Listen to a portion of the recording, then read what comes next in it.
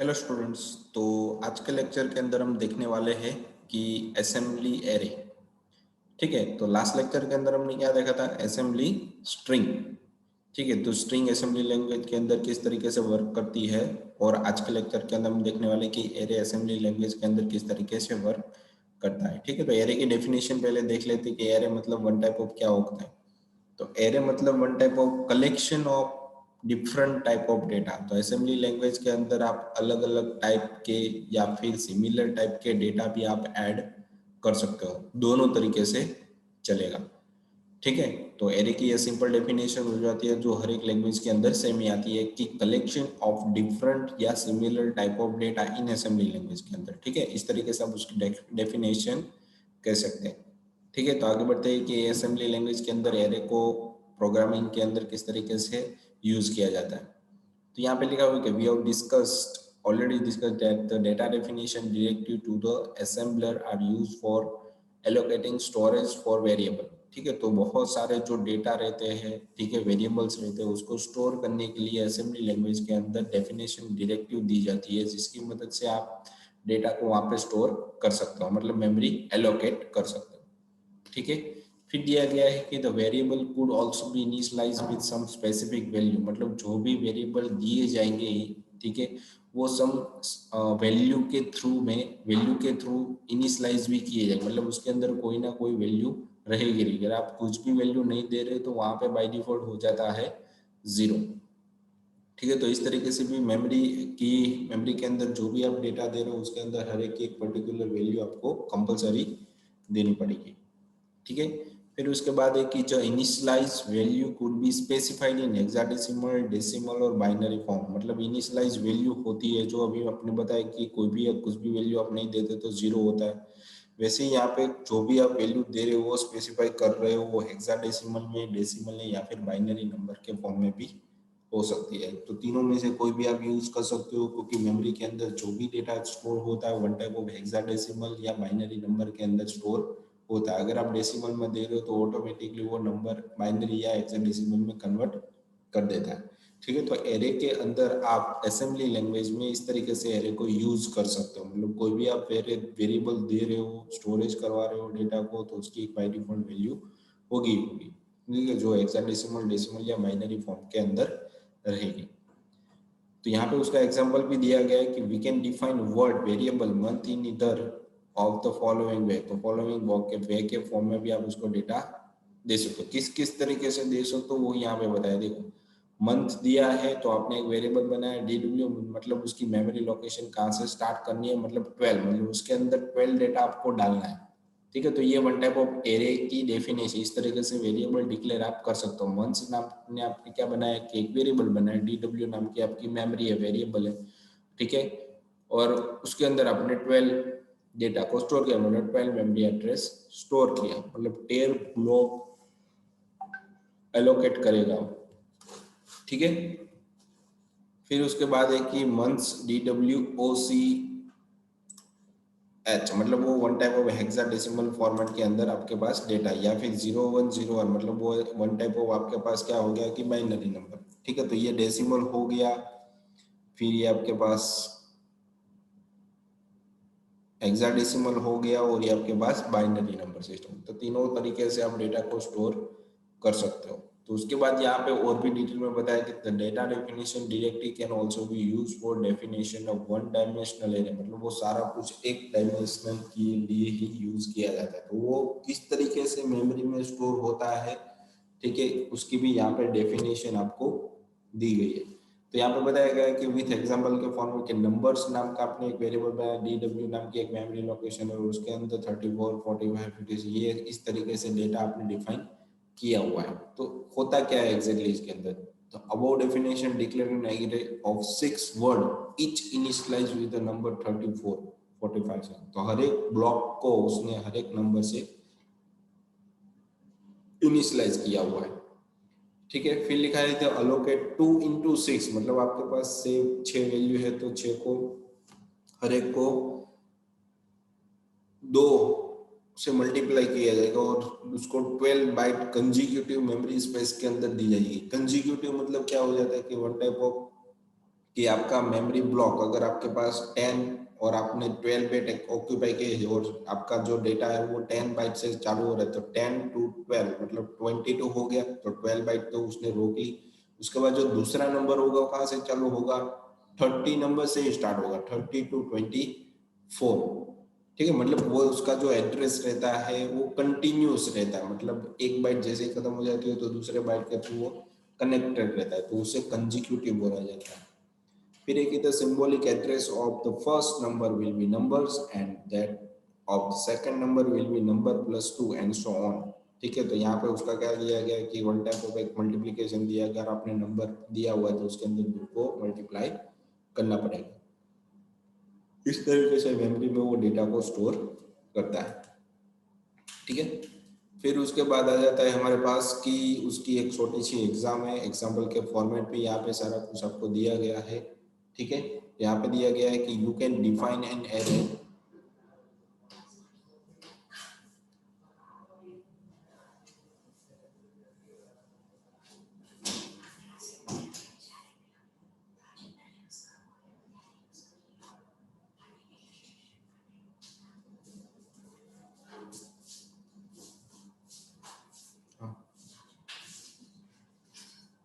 Hello, हाँ बोलो, ना पड़े। ठीक है, जीएम ना रिलेटेड हो तो मैसेज मत नाखવાનો, जीएम रिलेटेड मैसेज નથી નાખવાનો। આપણે છે ને બીજું ને પહેલું સેમેસ્ટર હતું તો એ લોકોનો અનાઉન્સમેન્ટ શું કીધું હતું આપણે કે જીએમની એક્ઝામ હોવાથી લેક્ચર નથી એમ।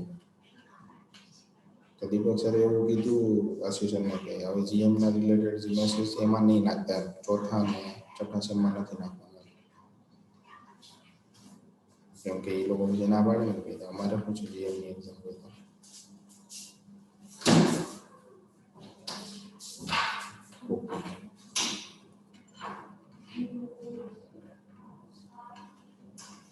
સમજ નથી, એક બી તો કેન્સલ લખાય ને હવે તમે પણ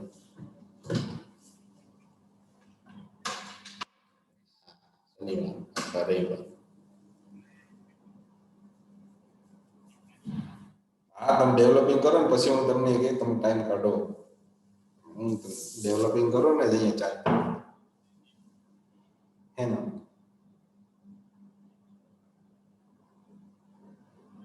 તો પછી સવાર લેક્ચર લઉં છું ઘરે તો।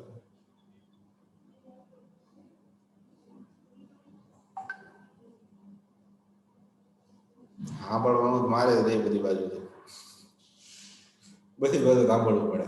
ડેવલપિંગમાં ન થાય તો એ એમ સાંભળવાનું, કોલેજનું હોય એનું સાંભળવાનું, પછી એમાં ઘટતું હોય તો આ કલરના મેડમ આવીને ઘસકાઈ જાય। એમાં મીટિંગ રાખી હતી ભાઈ, એડમિશન કેમ નથી થતા તમારા બ્રાન્ચ, તમે બધાને ઘસકાવ્યા છે એ તો મોટા આવી યોગી ચોકની બ્રાન્ચ આવે જ છે ભાઈ, એડમિશન થાય તો છે રોજના 5 થઈ જાય, હું જોતું છે હું તો ઘસકાવે બપોર આવીને એની ક્લાસ લીધી 4 થી 6, 4 થી 5:30 સુધી પગ પકડાવી હતી।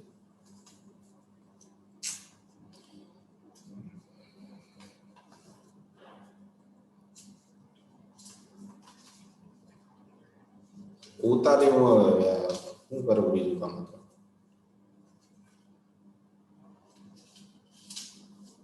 પીપીટી બનાવું છું, બની જાય એટલે ઉતારો આપણે રોકાવું પડશે, ઘરે જઈને ઉતારવો પડશે ત્યારે થાય।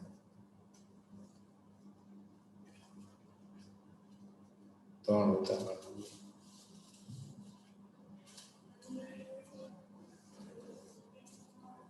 ગુજુ છે જ નામ એમાં પાછું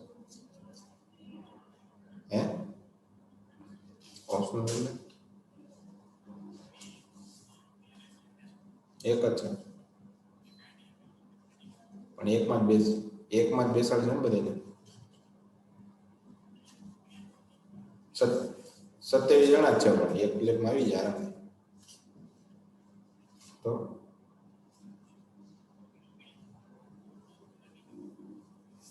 કાંઈ નથી લાગ્યું એમ છે।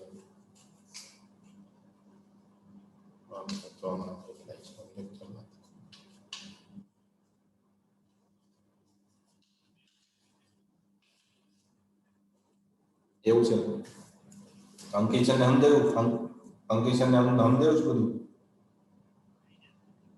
તો વાંધો નહીં તો હું ઓપ્શન હતો ને એવું છે ને મને ના પડે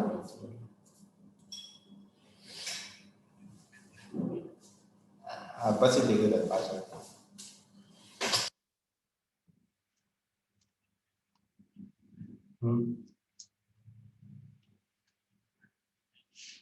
જાય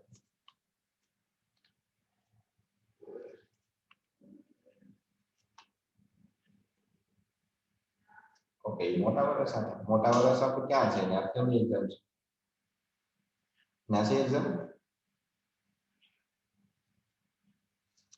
સરસાણા બ્રાન્ચ એટલે ઓકે મોટા વરાછા રાખ્યું છે RW3 તો ઓલામાં RW3 લખેલું હવે લિસ્ટ આવ્યું મારું લિસ્ટ ને જ્યાં ઊભું રહેવાનું છે ને 3 જણા ઊભું રહેવાનું છે ને હમણાં જોયું હશે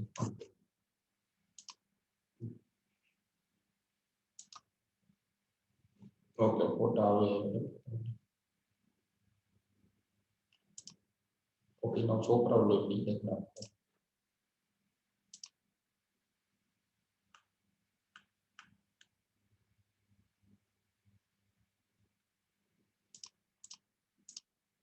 સારું હાલો પછી ફોન કરું ચાલ પીપીટી બરાબર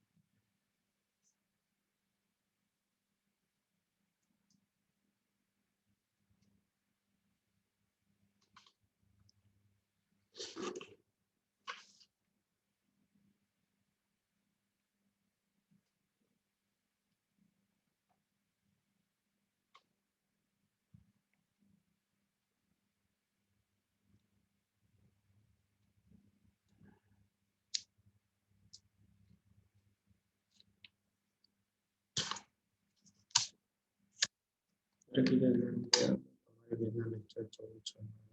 4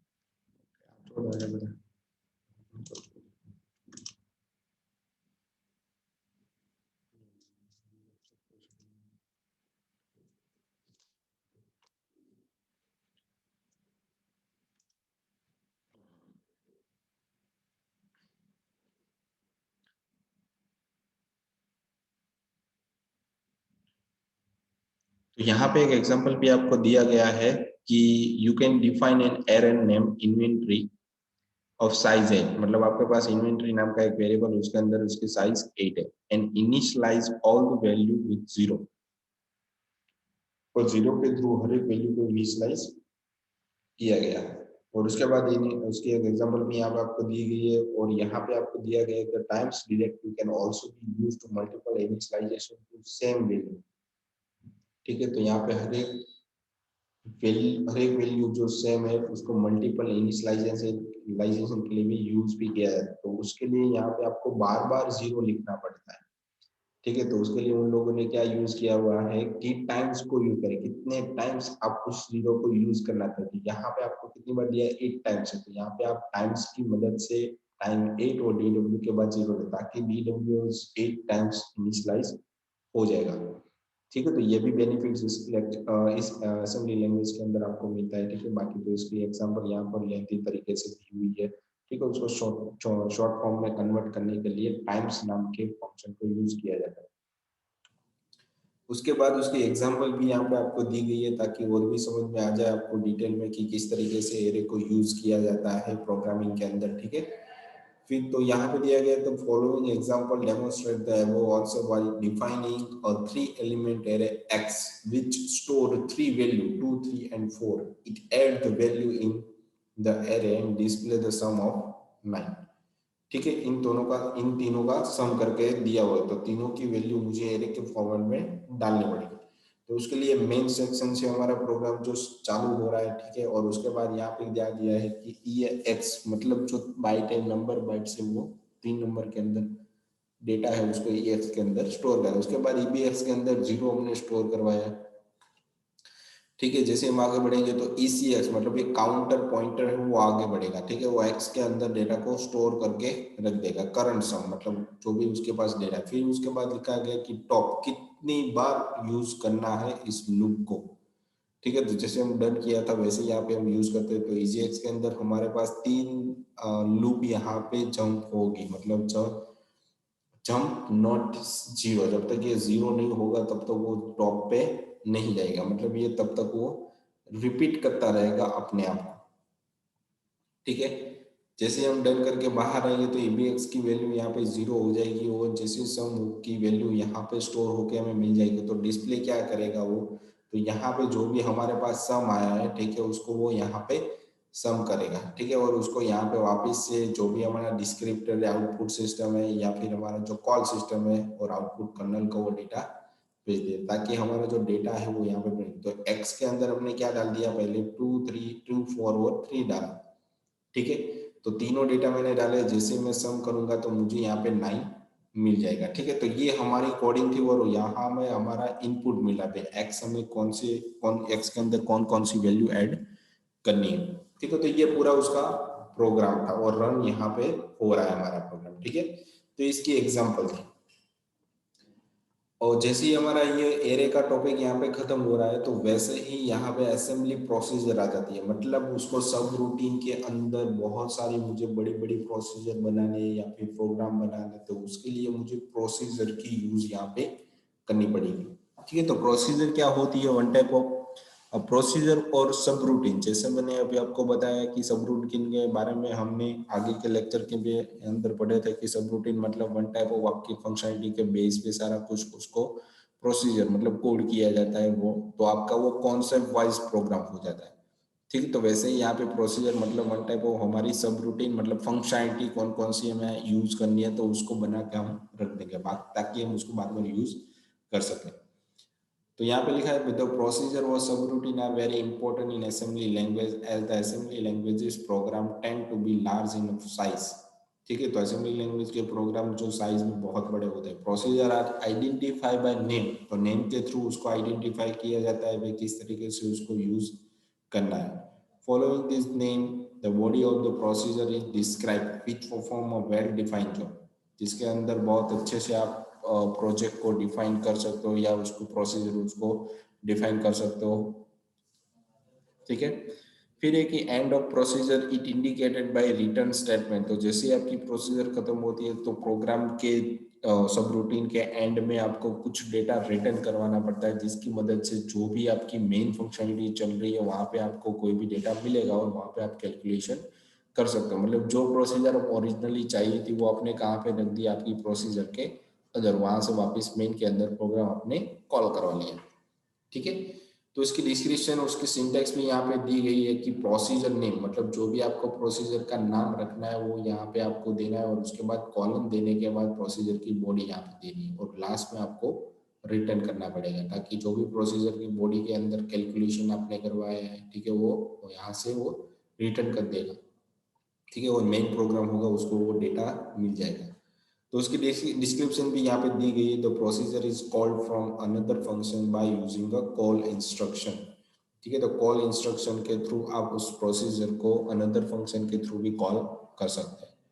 the call instruction should have name of called procedure as a argument as shown below, ठीक है। तो जो भी आपकी कॉल इंस्ट्रक्शन है उसको यहाँ पे प्रोसीजर एज आर्ग्यूमेंट के फॉर्म में भी बोला जाता है, ठीक है। तो इस तरीके से असेंबली प्रोसीजर यूज होती है, ठीक है। तो ये हमारे आगे के लेक्चर में भी हमने इसको पढ़ा हुआ था, ठीक है, तो और डीप में जाने की जरूरत नहीं है। उसके बाद हम तुरंत ही आ जाते हैं स्टैक डेटा स्ट्रक्चर।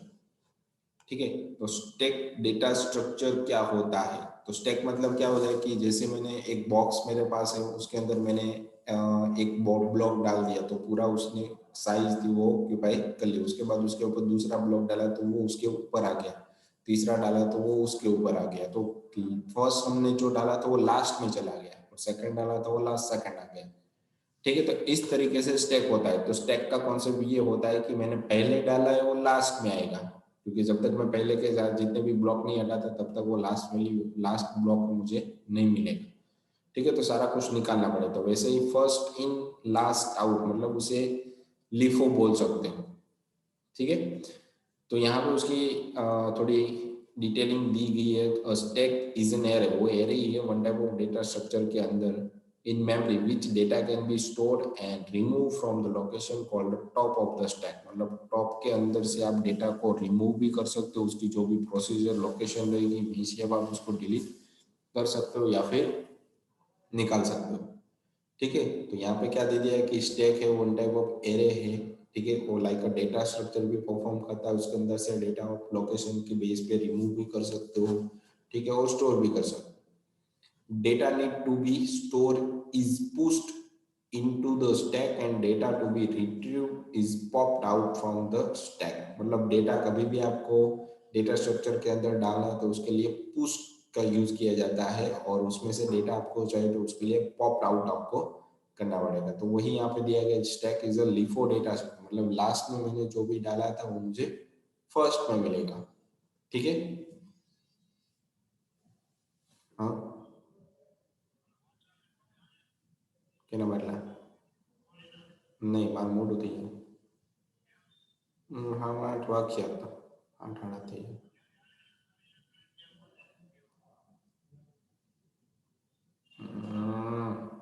નક્કી નથી કાંઈ, નક્કી નથી કાંઈ, કામ છે થોડું।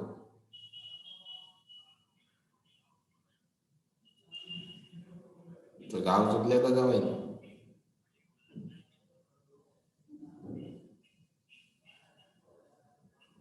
તો એક લેતો હોય તો બે નું શું કામ છે?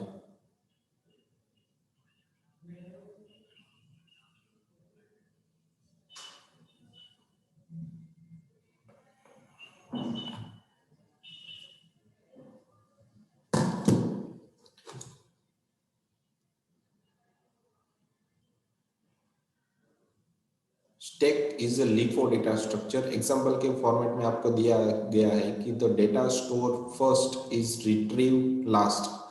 ठीक है। तो फर्स्ट में जो डेटा इंसर्ट होगा वो लास्ट में आपको मिलेगा। Assembly language provided two instruction for stack operation. ठीक है। तो असेंबली लैंग्वेज के अंदर जो भी आपको इंस्ट्रक्शन दी जाती है वो पुश और पॉप के फॉर्मेट में रहती है। ठीक है। पुश मतलब डेटा को इंसर्ट करना, पॉप मतलब डेटा को निकालना।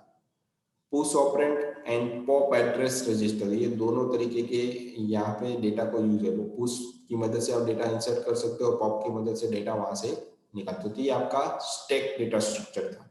ठीक है। असेंबली लैंग्वेज के अंदर तो उसकी डिस्क्रिप्शन और भी यहाँ पे आपको दी गई है कि स्टैक डेटा स्ट्रक्चर एग्जैक्टली क्या होता है। तो memory space reserve in a stack segment is used for implementing a stack. मतलब उसके अंदर जितना भी मेमोरी रहती है, सेगमेंट रहती है, वो वन टाइप ऑफ एक रिजर्व फॉर्मेट में रहती है। ठीक है। उसको रजिस्टर एसएस या ईएसपी या एसपी भी बोला जाता है। उसके अंदर आपको इंप्लीमेंट करनी रहती है जो भी स्टैक रहती है वो हमारी। The top of stack, which point to the last data item inserted into stack, is pointed to by SS or ESP register, where the SS register point to the beginning of the stack segment and SP give the offset into stack segment। ठीक है। तो जो सारा कुछ रहता है वो segment के बेस पे वर्कआउट होता है। तो stack implementation has following character. तो जो भी हमारा स्टैक होता है उसके अंदर नीचे की इम्प्लीमेंटेशन रहती है। ओनली वर्ड्स और double words could be saved into stack, not a byte. ठीक है। तो बाइट के जो भी स्टैक रहता है उसके अंदर डबल वर्ड और वर्ड ही स्टोर कर सकते हैं, बाइट के फॉर्मेट में डेटा का आप स्टोर नहीं कर सकते। The stack grow in reverse direction. ठीक है। जो स्टैक रहती है वो रिवर्स डायरेक्शन में बढ़ती है। ठीक है। toward the lower memory address. The top of the stack point to the last item inserted in your stack. It point to the lower byte of the last word inserted. जैसे मैंने अभी आपको बताया कि जो भी आप डेटा या वर्ड स्टोर कर रहे हो, जो लास्ट में वर्ड डाल रहे हो आपको फर्स्ट में वर्ड डाले वो आपको लास्ट में मिलेगा, और जो आप लास्ट में वर्ड डाले वो आपको फर्स्ट में मिलेगा। ठीक है, तो उसका उल्टा मतलब लिफो मतलब लास्ट इन फर्स्ट आउट। तो इस तरीके से ये सारा कुछ वर्कआउट होता है। फिर इसके अंदर यहाँ पे आपको एग्जाम्पल के फॉर्मेट में थोड़ा कुछ दिया गया है कि एग्जाम्पल वन टाइप ऑफ क्या है। ठीक है, तो कुछ और पॉप की मदद से आप एग्जैक्टली क्या कर सकते हो, तो उसकी एग्जाम्पल भी यहाँ पे आपको दी गई है कि the save AX and BX register, AX और BX के अंदर आपका सारा पुश और पॉप का डेटा स्टोर होगा।